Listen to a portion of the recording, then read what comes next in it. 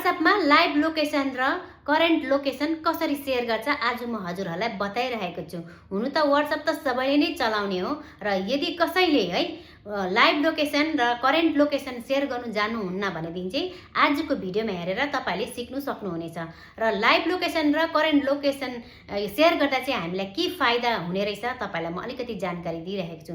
पहिलो नम्बरमा के हुन्छ भने हामी यदि बजारमा गइरहेको ठुलठुलो मार्केटमा घुम्न गइरहेको छौं र बीचमा हामी एक दुसरेको हरायौं भने पनि एक दुसरेको हामीले लाइभ लोकेसन सेयर गरेपछि चाहिँ हामीले यसरी क्लिक गरेर हेर्दाखेरि चाहिँ हामी भेट्ने छौं।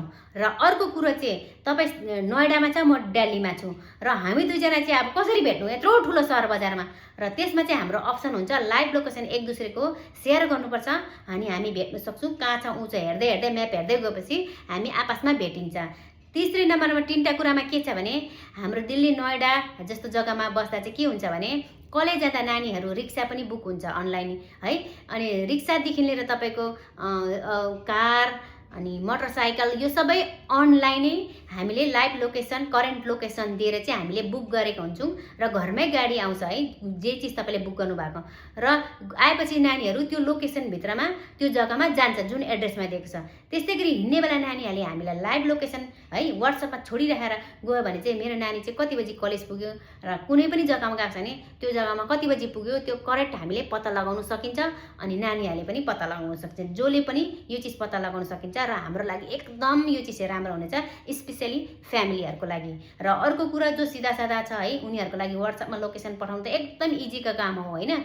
र हामी कहाँ छौं एक दुसरेसँग भन्ने त्यो कुरा छिट्टो पत्ता लगाउन सकिन्छ। त्यसको लागि त्यो पढेको मान्छे हो चाहे नपढेको होस् है हेर्न सकिन्छ। र सबैभन्दा पहिला के गर्नुपर्छ भनेदेखि म तपाईलाई भन्न चाहन्छु जसलाई तपाईले लोकेसन पठाउनुहुन्छ जोसँग तपाई हराउनु भएको छ। सो मान लो मैले तपाईलाई जस्तो म र मेरो बुढा चाहिँ मार्केटमा गयौं गरे मैले हराए ठीक छ र हराएपछि हामी दुईजना एक दुसरेको लोकेसन पठापठाई गर्यौं भने WhatsAppमा भेट्ने छौं।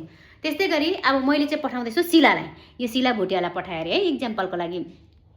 अब शिला चाहिँ छ दिल्लीमा है म चाहिँ छु नोएडामा है र मैले के गरे शिला कहाँ छ दिल्लीमा। अब कहाँ छ दिल्ली यत्रो ठुलो शहरमा कहाँ खोज्नु।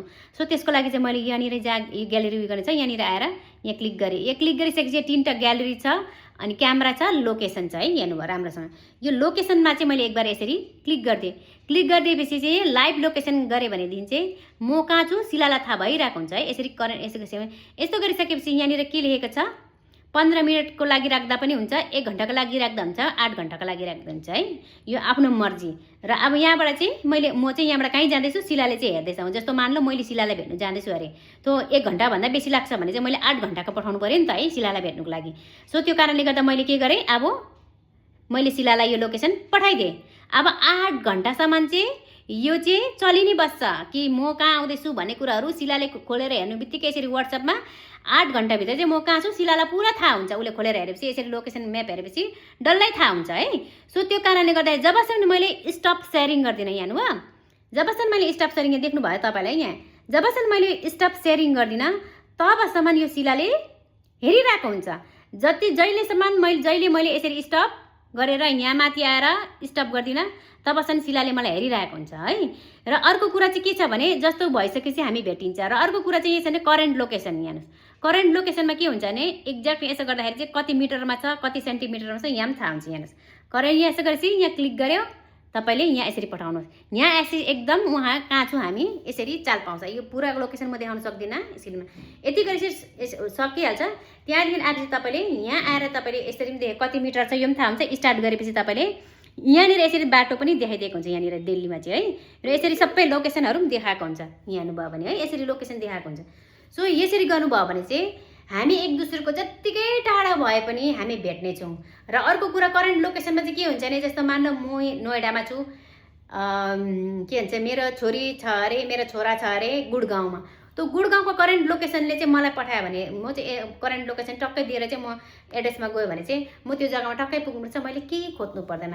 यो चाहिँ हामीले सिकिराख्नुपर्छ। अहिलेको डिजिटल जमानामा चाहिँ सबैले नै यस्तो चिजहरू चाहिँ सिक्नुपर्छ किनभने WhatsApp त हरेक पर पर्सन जतिजना मान्छे छ त्यतिजनाले WhatsApp त चलाउने कुरा हो। र अर्को कुरा चाहिँ यसमा हामीले लोकेसन पनि सिक्यौं भने हाम्रो लागि धेरै बेनिफिट हुनेछ। र हजुरलाई यो जानकारी कस्तो लाग्यो भिडियोलाई मन पर्यो भने लाइक कमेन्ट शेयर गर्नु नबिर्सिदिनु होला। Bye bye C you next video.